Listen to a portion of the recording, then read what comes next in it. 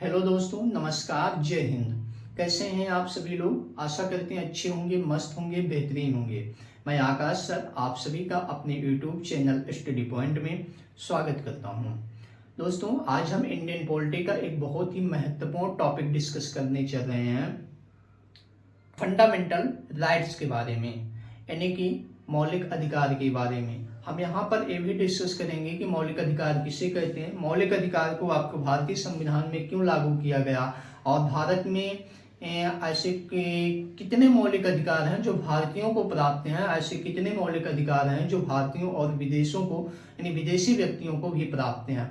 दुनिया में अगर हम बात करें तो सर्वप्रथम मौलिक अधिकार ऐसा कौन सा देश है जो अपने नागरिकों को दिया था, और दुनिया में सर्वप्रथम अधिकारों की मांग कहाँ पे की गई थी, इन सब बातों पर हम चर्चाएं करने वाले हैं। और साथ ही साथ हम आपको ये भी बता दें कि यदि आप किसी भी प्रतियोगी परीक्षा की तैयारी कर रहे हैं तो यहाँ से भैया एक प्रश्न तो सुनिश्चित है कि उस एग्जाम में आएगा। क्यों?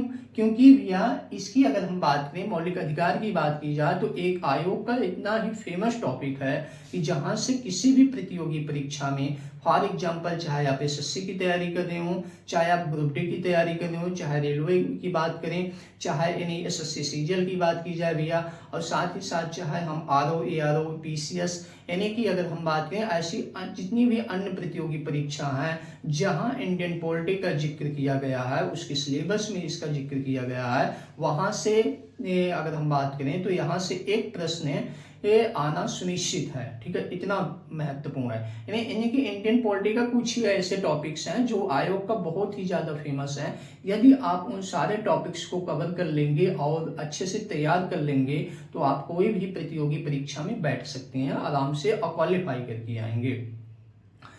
तो हम देखते हैं मौलिक अधिकार किसे कहते हैं। ठीक है, तो विशेष ध्यान दीजिएगा। तो पढ़ाई भैया बहुत ही आसान है, बस आप चाह लें तो। लेकिन ये भी सत्य है कि पढ़ाई इतनी भी आसान नहीं है और इतनी भी कठिन भी नहीं है। लेकिन सामने वाला जो ग्राही होता है वो यदि चाह ले कि मुझे इस एग्जाम को इतने दिन में क्रैक करना है, तो फिर भैया चाहे दुनिया की कोई भी ताकत हो उसको रोक नहीं सकती है। ठीक है, तो लेकिन यदि आप खुद चाह लें भैया तो विशेष ध्यान दीजिएगा।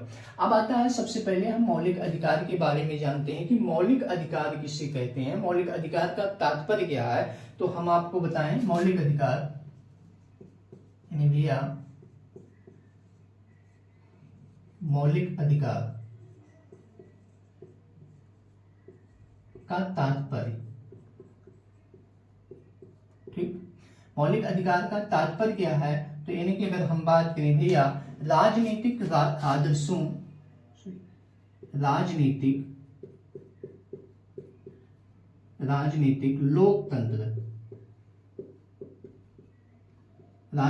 लोकतंत्र के आदर्शों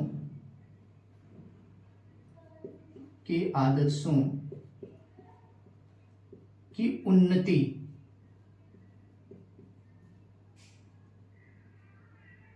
उन्नति से है।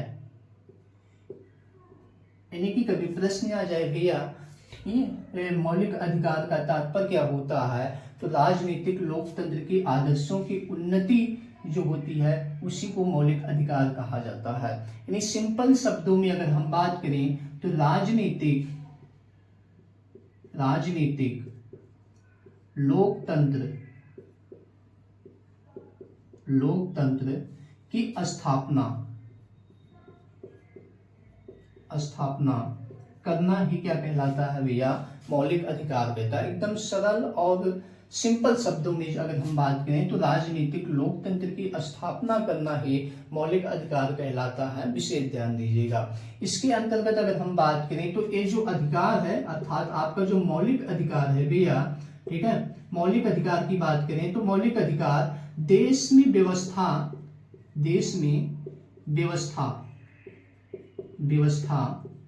व्यवस्था बनाए रखने, ठीक, बनाए रखने एवं राज्य के कठोर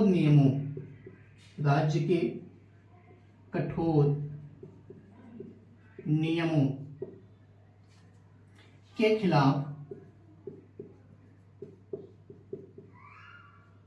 के खिलाफ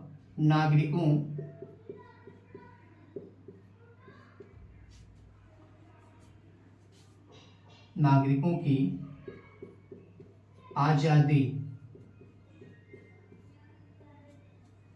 की सुरक्षा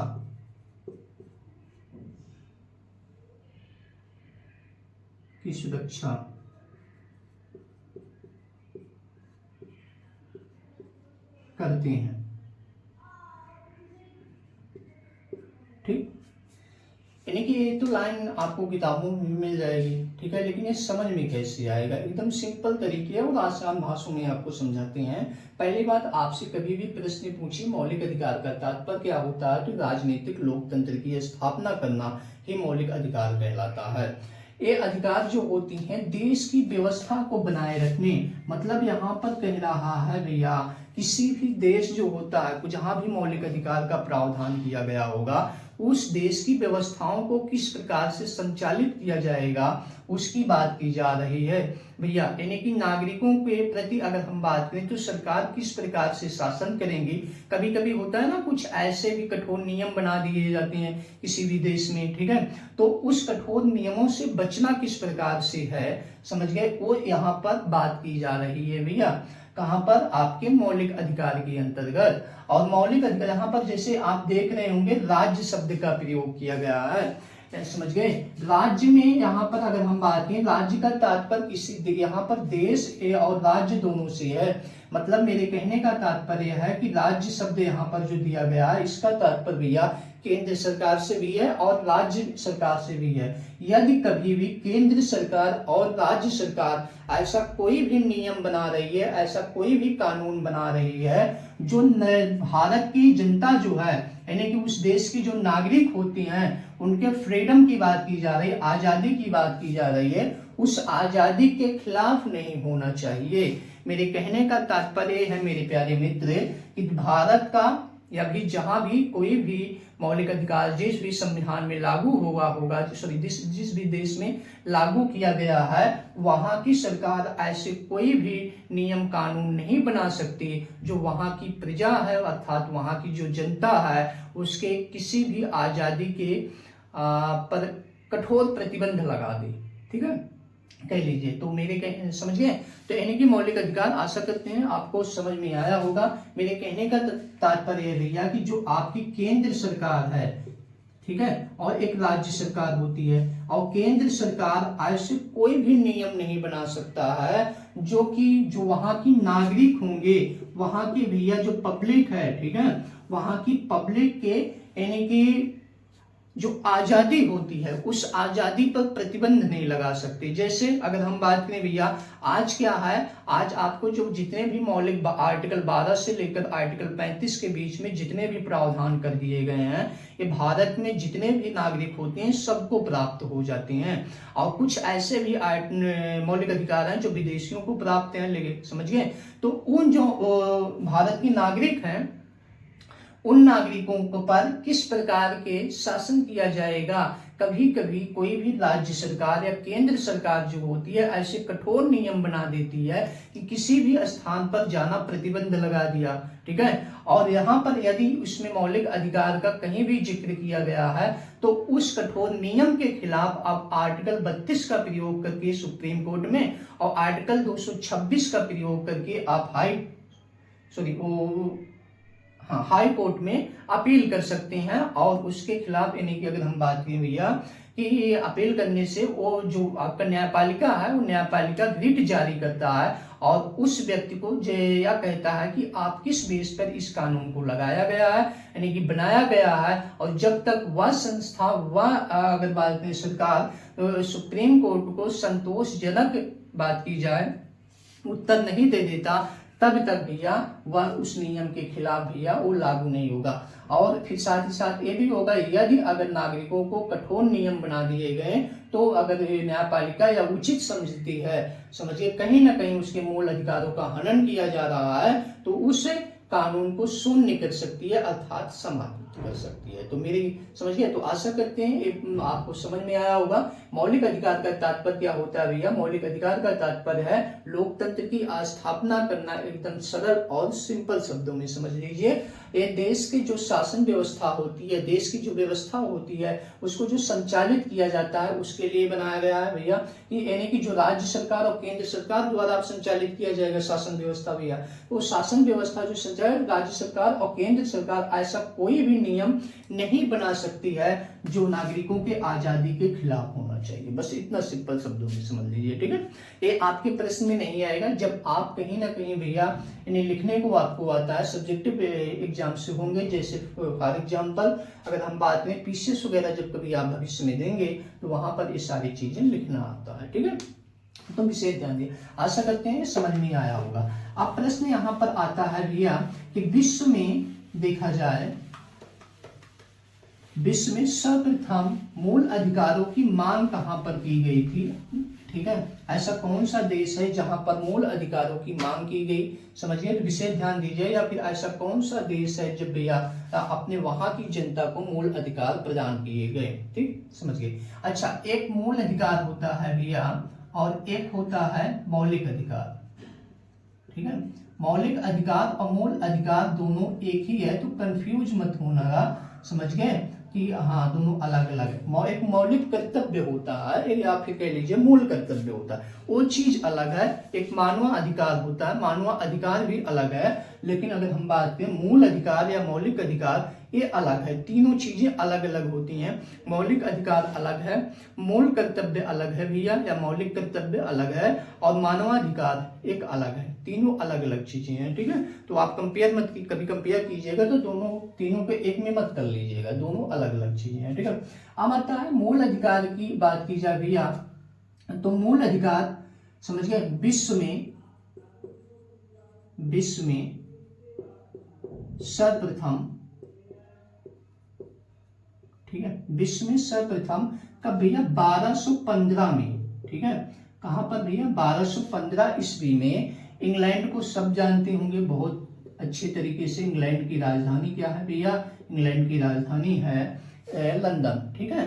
तो इंग्लैंड में अगर हम बात करें तो इंग्लैंड के जो शासक थे, कौन भैया? इंग्लैंड के शासक, या कह लीजिए भैया समझ गए सम्राट, ठीक है, जॉन साइमन थे उस समय।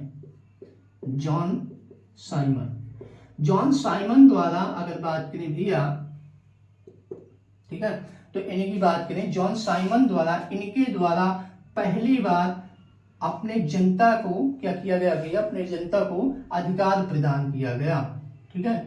जॉन साइमन के द्वारा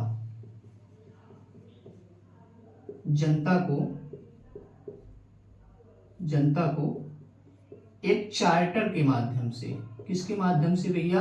चार्टर के माध्यम से अधिकार प्रदान किए गए। क्या किए गए भैया? अधिकार प्रदान किए गए। विशेष ध्यान दीजिएगा, वेरी वेरी इंपॉर्टेंट है। समझिए, कभी आपसे प्रश्न पूछे, कभी भी प्रश्न आ जाए, समझ गए, तो विश्व में ऐसा कौन सा देश है जो सर्वप्रथम अपने यहाँ की जनता को, यानी अपने यहाँ की प्रजा को कुछ अधिकार प्रदान किए गए हैं? तो भैया इंग्लैंड है। और कौन किया था इंग्लैंड में? तो जॉन साइमन के द्वारा किया गया था, वहां के शासक थे, समझिए। और कब किया गया? तो 1215 ईस्वी में किया गया है। एक चार्टर मतलब एक पत्र होता है, लेकिन वहां पर अगर हम बात करें तो इस चार्टर का नाम क्या था भैया? इस चार्टर का नाम था मैग्ना कार्टा। क्या था भैया? मैग्ना कार्टा नाम था। विशेष ध्यान दीजिएगा, इस चार्टर का नाम था, समझिए। मतलब कि जो पत्र के माध्यम से लिखित में आया, और जब अपने वहां की जो जनता है उनको अधिकार प्रदान किया गया, पढ़ा गया होगा, ठीक है, तो उसी को चार्टर कहा जाता है। और इस चार्टर को नाम क्या था भैया? तो मैग्ना कार्टा नाम था, ठीक। विशेष ध्यान दीजिएगा। अब बात आती है, तो यहाँ पर भैया मांग नहीं की गई थी, कहाँ पे? जनता द्वारा, समझ गए। यहाँ पर यानी कि खुश होकर समझ लीजिए कि वहां की सरकार जो है, वहां का जो शासक है, कुछ अधिकार प्रदान कर रहा है अपने यहाँ के नागरिकों को, ठीक। सिंपल शब्दों में समझिए। फिर उसके बाद अगर हम बात करें भैया, समझिए, दूसरी बात की जाए तो ऐसा कौन सा देश है जहां पर सर्वप्रथम मूल अधिकारों की मांग की गई? समझ गए?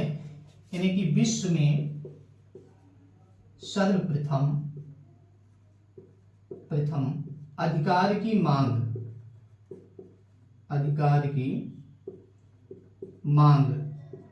आपसे कभी प्रश्न आ जाए कि विश्व में सर्वप्रथम अधिकार की मांग कहां पर किया गया, किस देश में किया गया भैया? तो 1789 में किया गया था।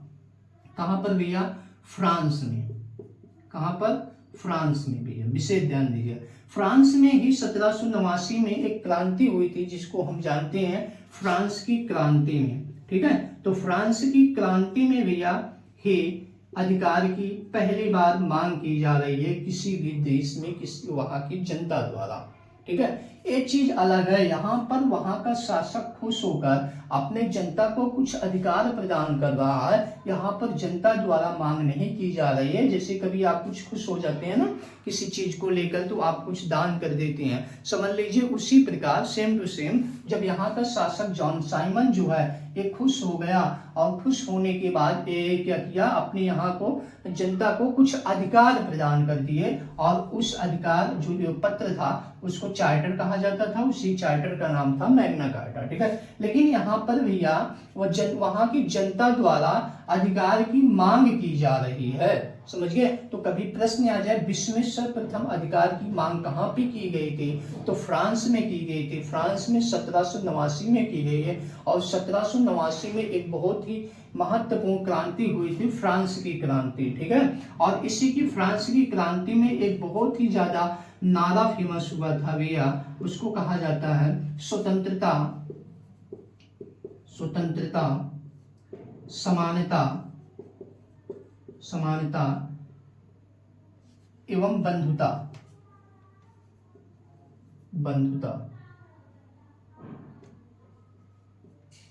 ठीक, समझिए, विशेष ध्यान दीजिएगा। ये नारा कहां पर फेमस हुआ था भैया, दिया गया था, तो वो फ्रांस की क्रांति से उभर कर आया है। ठीक, तो ये हो गया। फिर अगर अगला बात करें भैया, अगले पॉइंट की, तीसरे पॉइंट की बात की जाए भैया, तो विश्व में अगर देखा जाए सर्वप्रथम लिखित में संविधान देने वाला देश कौन सा है? विश्व में सर्वप्रथम लिखित में अधिकार प्रदान करने वाला देश, लिखित में अधिकार प्रदान करने वाला देश। ठीक है, प्रदान करने वाला देश कौन सा है भैया? तो संयुक्त राज्य अमेरिका है। विशेष ध्यान दीजिएगा, कौन है भैया? संयुक्त राज्य अमेरिका है। ठीक, जिसे आप क्या कहते हैं? यूएसए कहते हैं। समझिए, विशेष ध्यान दीजिएगा। यानी कि भैया आपसे कभी प्रश्न पूछे कि विश्व में सर्वप्रथम अधिकार की मांग की गई, फ्रांस में की गई है, लेकिन विश्व में सर्वप्रथम लिखित रूप में अगर अधिकार प्रदान किए गए हैं अपने देश की जनताओं को, तो वह कौन किया है? अमेरिका किया है। तो विशेष ध्यान दीजिएगा, समझिए ना, इसको नोट कर लिए, स्क्रीनशॉट लेना हो ले लीजिए।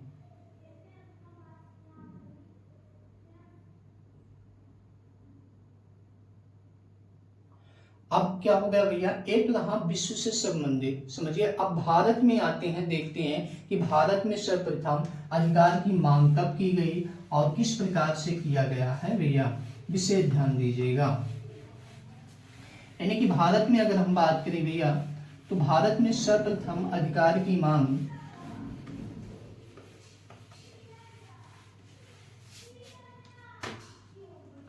वो तो था विश्व से संबंधित। अब आपके भारत में वहां से भी प्रश्न पूछे जाते हैं, इस वजह से मैंने बता दिया। और आपको भी जानना चाहिए कि दुनिया में ऐसा कौन सा देश है जहां पर सर्वप्रथम अधिकार प्रदान किया गया है कुछ नागरिकों को, और ऐसा कौन सा देश है जहां पर सर्वप्रथम अधिकार की मांग की गई। समझिए, अब यहाँ पर आते हैं भैया, कहाँ पर? आपके भारत में, यानी कि इंडिया की बात की जा रही है। इंडिया में सर्वप्रथम अगर हम बात करें भैया, सर्वप्रथम अधिकार की मांग, ठीक है, सर्वप्रथम अधिकार की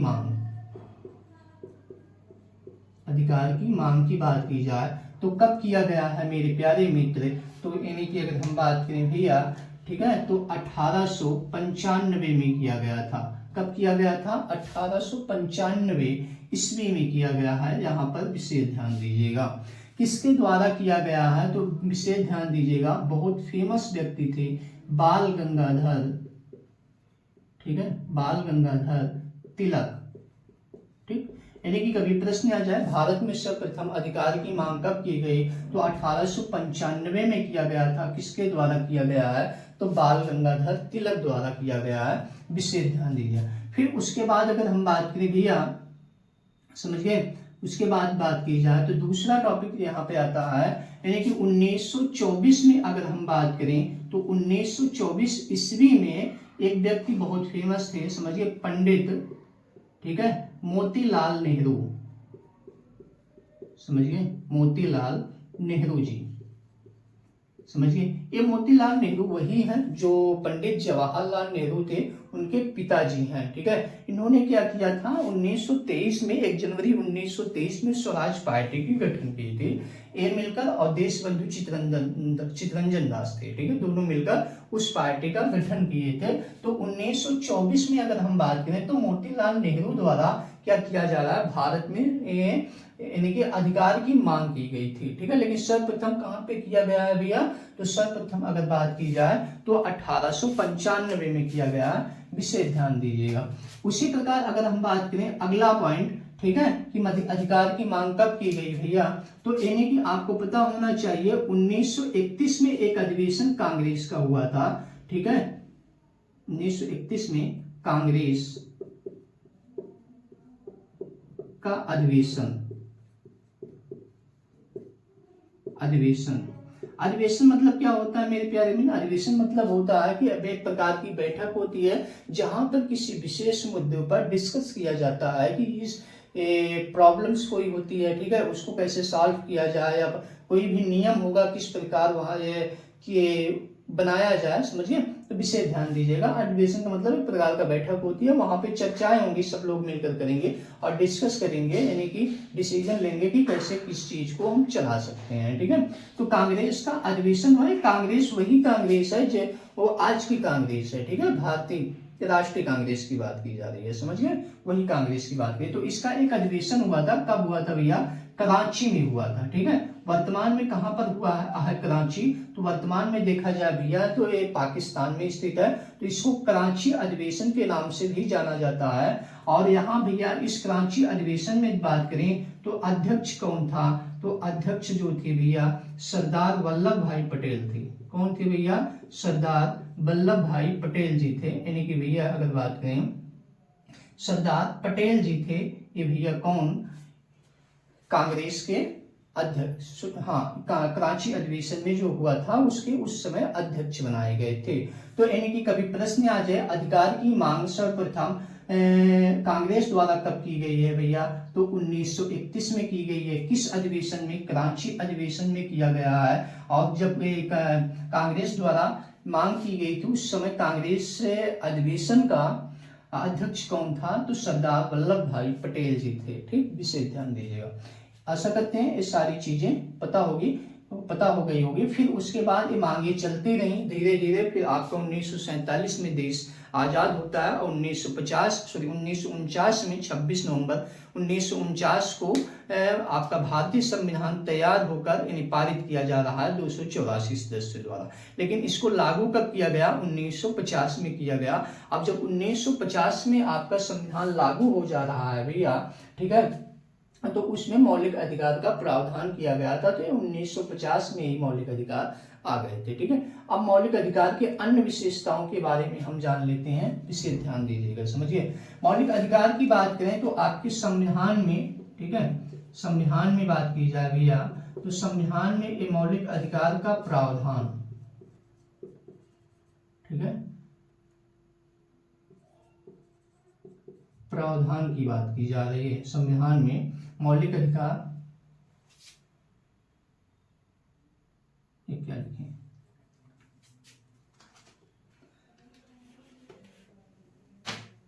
संविधान में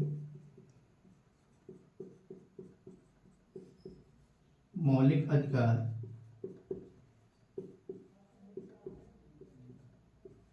का प्रावधान। ठीक, यहां पर देख लीजिए, समझिए, यानी कि संविधान में मौलिक अधिकार का प्रावधान की बात की जाए भैया तो अनुच्छेद, ठीक है, 12 से लेकर, ठीक है, 12 से 35 तक इसका प्रावधान किया गया है। तो आपसे कभी प्रश्न आ जाए भारतीय संविधान में किस आर्टिकल से लेकर किस आर्टिकल तक मूल अधिकारों का प्रावधान किया गया है, तो आर्टिकल 12 से लेकर आर्टिकल 35 तक इसका प्रावधान किया गया है, विशेष ध्यान दीजिएगा, समझिए।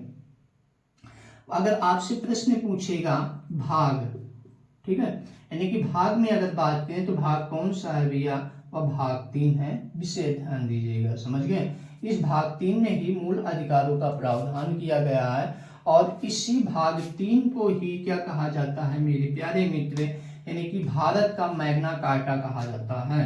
विशेष ध्यान दीजिएगा, क्या कहा जाता है, भारत का मैग्ना कार्टा कहा जाता है, समझ गए, मैग्ना कार्टा कहा जाता है। यहाँ पर विशेष ध्यान दीजिएगा कि वेरी वेरी इंपॉर्टेंट है, बहुत ज्यादा आयोग प्रश्न पूछता है कि यानी कि भारतीय संविधान के किस भाग को मैग्ना कार्टा कहा जाता है, तो भाग 3 को कहा जाता है।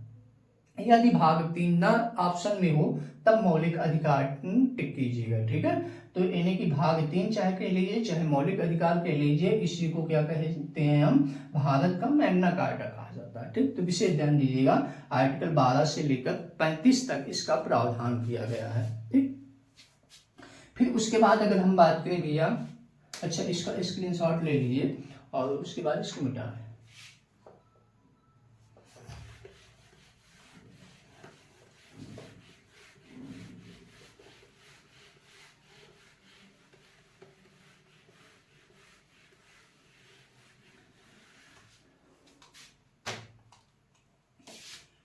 अगर हम बात करें भैया मूल संविधान में, अर्थात आप कह सकती हैं जब आपका संविधान 26 जनवरी 1900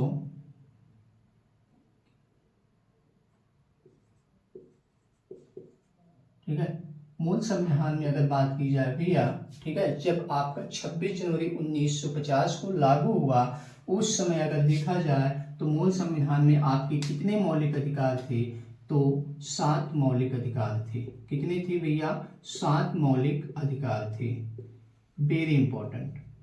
ठीक, कितने थे भैया, 7 मौलिक अधिकार थे यहाँ पर। लेकिन अगर हम बात करें भैया वर्तमान में बात की जाए कि वर्तमान में कितने मौलिक अधिकार हैं, तो वर्तमान में 6 मौलिक अधिकार। ठीक, विशेष ध्यान दिए, वेरी वेरी इंपॉर्टेंट है।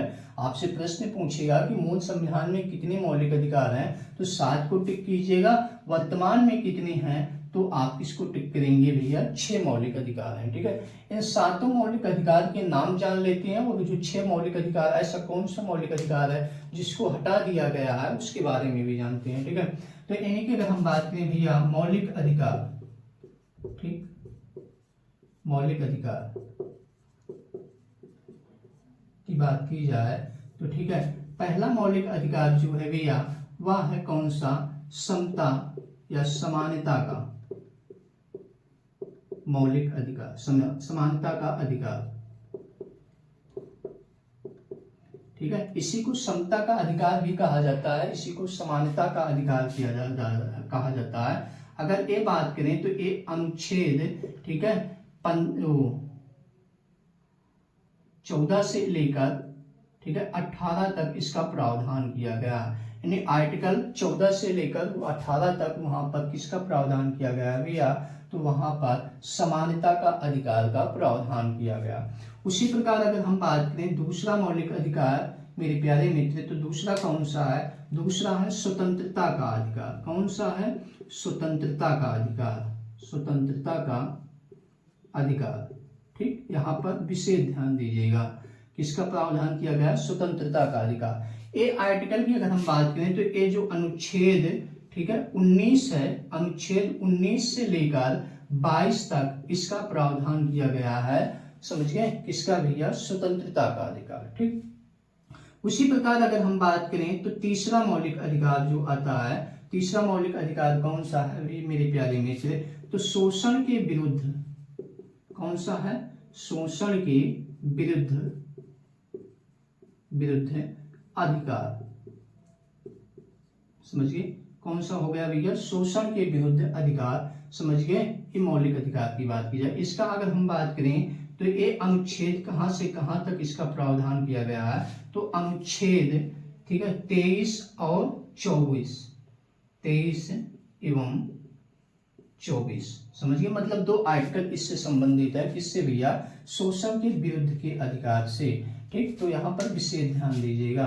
उसी प्रकार अगर हम बात करें आपका चौथा, समझ गए, चौथे की बात करें, कौन सा है चौथा मौलिक अधिकार, तो चौथा जो है भैया वह धार्मिक स्वतंत्रता का अधिकार, ये कौन सा है, ये चौथा मौलिक अधिकार है, ठीक। तो विशेष ध्यान दीजिए। ये अगर हम बात करें किस अनुच्छेद से किस अनुच्छेद तक इसका प्रावधान किया गया है, तो आर्टिकल 25 से लेकर, अनुच्छेद 25 से लेकर 28 तक, ठीक है, इसका प्रावधान किया गया, किसका भैया, तो एक धार्मिक स्वतंत्रता का अधिकार को, ठीक, विशेष ध्यान दीजिएगा। उसी प्रकार अगर हम बात करें इसके बाद, तो यानी कि पांचवा मौलिक अधिकार की बात की जाए भैया, तो पांचवा जो आता है कौन सा है, पांचवा है आपका संस्कृति एवं शिक्षा का अधिकार, शिक्षा का अधिकार। ये आर्टिकल की बात करें तो आर्टिकल 29 यानी अनुच्छेद 29 से लेकर 30 तक इसका प्रावधान किया गया है, विशेष ध्यान दें। उसी प्रकार अगर हम बात करें छठवां मौलिक अधिकार कौन सा है, तो 6 वाला जो है भैया वह कौन सा है, संपत्ति का अधिकार, कौन सा है, संपत्ति का अधिकार, ठीक, संपत्ति का अधिकार, ये कौन सा है भैया, ये 6वां मौलिक अधिकार है। और इसकी आर्टिकल की बात करें तो अनुच्छेद, ठीक है, केवल 31 संबंधित इससे है, विशेष ध्यान दीजिएगा। उसी प्रकार अगर हम बात करें भैया तो 7वां मौलिक अधिकार कौन सा है, तो 7वां जो आपका आ जाता है, ठीक, 7वें की बात की जाए तो संवैधानिक उपचारों का अधिकार है, कौन सा हो गया, संवैधानिक उपचारों का अधिकार।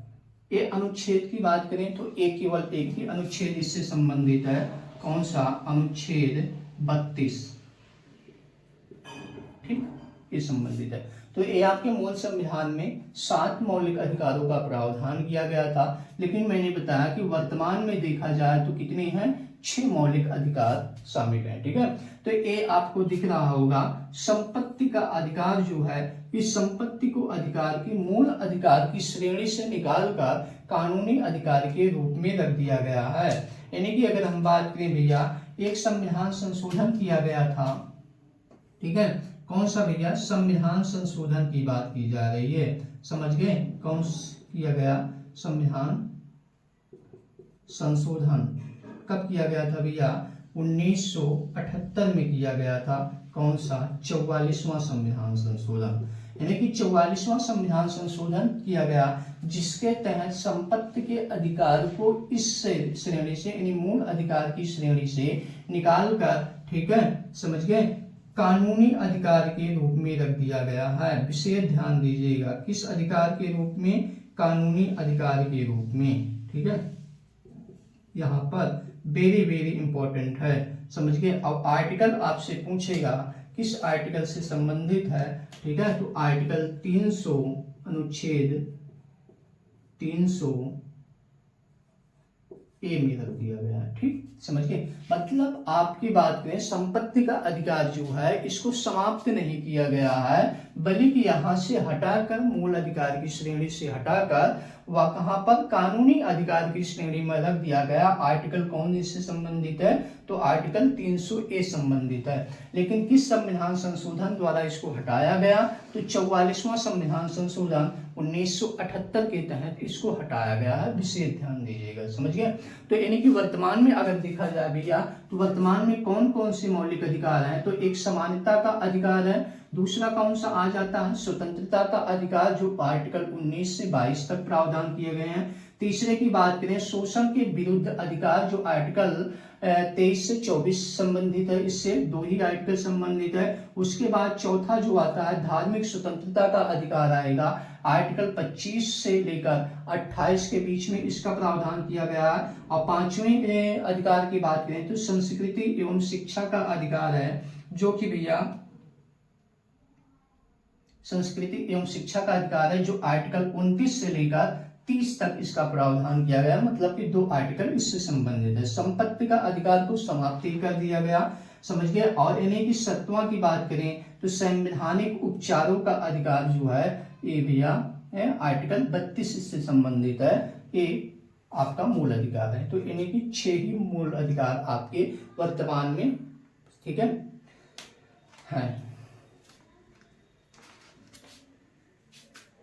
अब इसके बाद अगर हम बात करें तो कुछ ऐसे पॉइंट्स हैं जो आए दिन एग्जाम में मूल अधिकारों से संबंधित है, ठीक है। उसको हम जान लेते हैं, समझ गए भैया, क्योंकि आए दिन किसी न किसी एग्जाम में पूछे जा रहे हैं और अक्सर पूछे जाते हैं, तो हम उसके बारे में थोड़ा सा जान लेते हैं। जैसे अगर हम बात करें भैया तो एक होता है, आपने सुना होगा राष्ट्रीय आपातकाल, ठीक।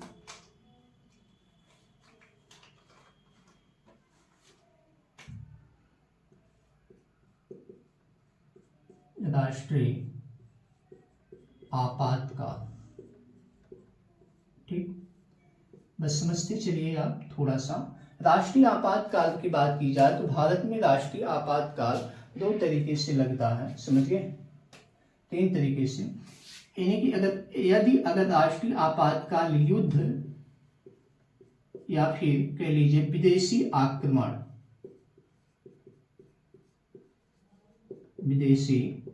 आक्रमण, समझ गए। यानी कि अगर हम बात करें कि यदि हम किसी दूसरे देश पर अटैक किए हैं या कोई मुझ पर अटैक किया है, मतलब हमारे देश पे अटैक किया है, ऐसे कंडीशन में जब आपातकाल लगते हैं तो ऐसे कंडीशन में भैया समझ गए, यानी आर्टिकल 20 और 21, ठीक है, अनुच्छेद 20 और 21 को छोड़कर, समझ गए, इसको क्या करेंगे भैया, छोड़कर, समझ गए, सभी अनुच्छेद छोड़कर सभी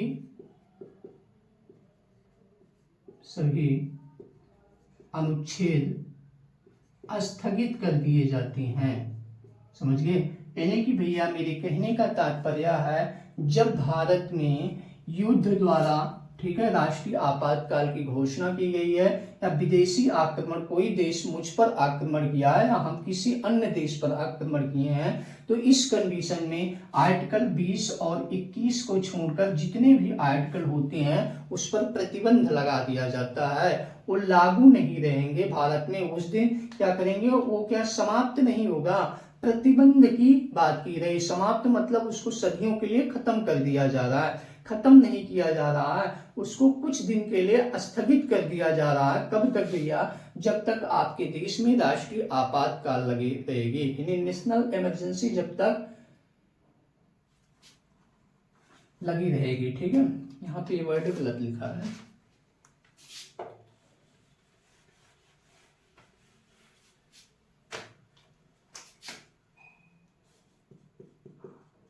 राष्ट्रीय आपातकाल, ठीक, विशेष ध्यान दीजिए।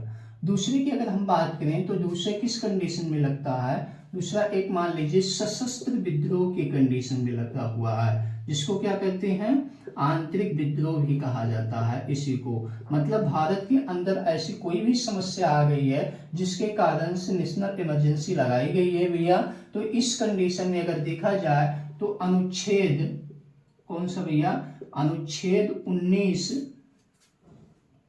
20 और 21, इन तीनों आर्टिकल को छोड़कर शेष जितने भी आर्टिकल बच रहे हैं उनको क्या कर दिया जाएगा, स्थगित कर दिया जाएगा। समझ गए, यहाँ पर विशेष ध्यान दीजिएगा, क्या कर दिया जाएगा भैया, स्थगित कर दिया जाएगा। मेरे कहने का तात्पर्य है आर्टिकल 19 और 21 और 20 को, इन तीनों आर्टिकल को स्थगित नहीं किया जाएगा। बाकी शेष जितने भी आर्टिकल होते हैं उन सबको क्या कर दिया जाएगा भैया, स्थगित कर दिया जाएगा। स्थगित मतलब मैंने बताया कि मतलब कुछ दिन के लिए इसको अभी बंद करके रख दे रहे हैं, मतलब ये लागू नहीं रहेंगे, प्रभाव में नहीं रहेगा, और जब इमरजेंसी समाप्त होगी तो फिर स्वतः प्रभाव में अपने आ जाएंगे। समाप्त का मतलब होता है उसको खत्म कर दिया गया, अब उसको ला नहीं सकते। ठीक, विशेष ध्यान दिया, अगर लाना होगा तो हम कानून बना के लाएंगे, यहाँ पर विशेष ध्यान दीजिएगा।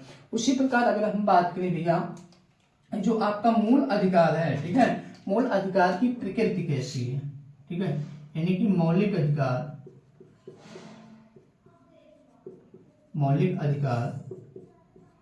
की प्रकृति किस प्रकार है, तो इसकी प्रकृति जो है भैया वाद्य योग्य है। क्या है, वाद्य योग्य। वाद्य योग्य का तात्पर्य क्या होता है, मतलब भैया यदि आपके मूल अधिकारों का हनन किया जा रहा है, मूल अधिकारों का उल्लंघन किया जा रहा है किसी भी राज्य सरकार या कोई ऐसी संस्था है जो राज्य सरकार और केंद्र सरकार के अधीन काम कर रही है, और इनके द्वारा भैया यदि मूल अधिकारों का हनन किया जा रहा है तो इसमें क्या होगा, आप न्यायालय में अपील कर सकते हैं। यानी कि इसके दौरान अगर बात करें तो यानी कि न्यायिक समीक्षा की जा सकती है, उसी को कहा जाता है वाद्य योग। वाद्य योग मतलब न्यायिक समीक्षा की जाना, समझिए, न्यायालय द्वारा न्यायिक समीक्षा किया जाना, वही वाद्य योग कहलाता है। तो कभी प्रश्न आ जाए मौलिक अधिकार का प्रकृति किस प्रकार है, तो वाद्य योग्य है। फिर उसके बाद अगर हम बात करें मौलिक अधिकार का प्रावधान, ठीक है, दुनिया के किस संविधान से लिया गया है, किस देश से लिया गया है, तो अमेरिका से लिया गया है। तो ये वेरी वेरी इंपॉर्टेंट है, विशेष ध्यान दीजिएगा। कभी प्रश्न आ जाए कि मूल अधिकारों का प्रावधान विश्व के किस संविधान में से लिया गया भैया, तो वह अमेरिका के संविधानों से लिया गया है। ठीक, उसी प्रकार अगर हम बात करें अगले पॉइंट की, समझिए, तो यहाँ पर विशेष ध्यान दीजिएगा।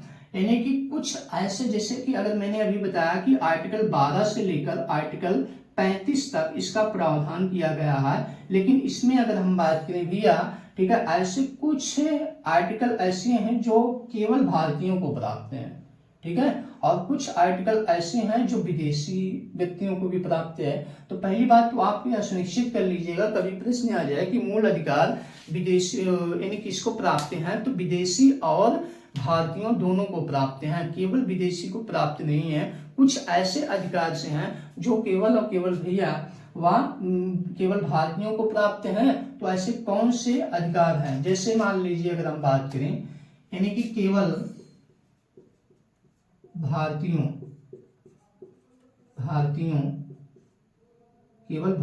को प्राप्त क्या भैया, मौलिक अधिकार, समझ गए।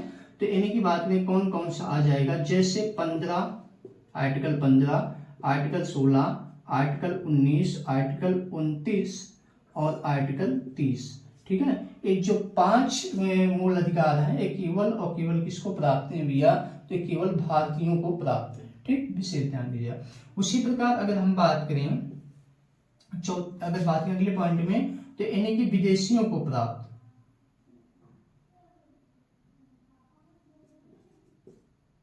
विदेशियों को प्राप्त। ऐसे भारत के कितने मूल अधिकार हैं जो विदेशियों को प्राप्त हैं, तो यानी कि इसमें देख लीजिए कौन कौन सा नहीं है। जैसे अगर हम बात करें आर्टिकल 14 आ जाता है, आर्टिकल 20 आ जाएगा, आर्टिकल 21 और आर्टिकल 21A आ जाएगा।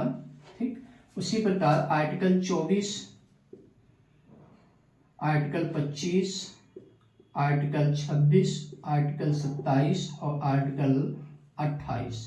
ठीक है, समझ गए। एक किसको प्राप्त है, तो ए भैया विदेशियों को प्राप्त हैं, विशेष ध्यान दीजिएगा।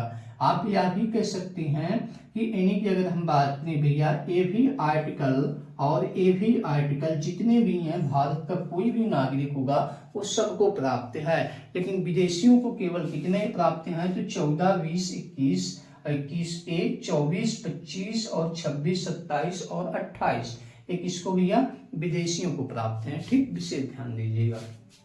यानी कि जब पूछे आपसे प्रश्न ऐसे कितने मौलिक अधिकार हैं जो विदेशियों व्यक्तियों को प्राप्त हैं, तो आर्टिकल 14, ठीक है, वो 20, 21 और 21A, 24, 25, 26, 27 और 28 जो है एक विदेशी कोई भी नागरिक आएगा भारत में उनके लिए। कभी कंडीशन क्या होती है, जैसे मान लीजिए कोई विदेशी व्यक्ति आता है तो ये वीजा कभी कभी इनवैलिड हो जाता है, तो समझिए वह किसी कारणवश यहीं पर रह गया।